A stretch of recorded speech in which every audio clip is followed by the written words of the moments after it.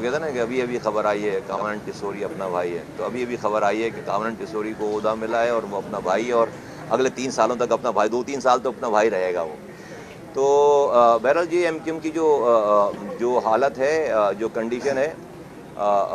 मैं डेफिनेटली आपको मेरे ख्यालात पता हैं, लेकिन इसके बावजूद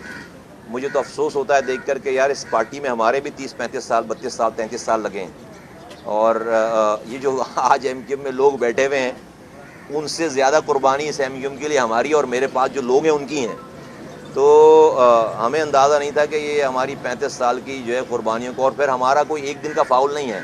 एक दिन के ये एब्सेंट नहीं, हम कोई 20-20 साल कोई दूसरी पार्टियों में रहकर वापस एमक्यूएम में नहीं आए। जब तक रहे हैं एक लम्हे के लिए, एक दिन के लिए भी मेरा नागा नहीं है और हमारे साथ जो लोग हैं उनका भी नागा नहीं है। ये एमक्यूएम आज जो है वो बनाई अल्ताफ़ हुसैन के बाद, अगर इसका कोई हकदार है तो वो हम हैं। हमने एमक्यूएम बना कर दी, 35 सालों तक हमारे हाथों में थी एमक्यूएम, हमने बनाई, हमने अपना खून पसीना लगाया, अपनी कारकर्दगी से एमक्यूएम को यहाँ तक पहुँचाया। उस एमक्यूएम को सिर्फ संभालना था, बनी बनाई एमक्यूएम को ये वाली टीम उसको संभाल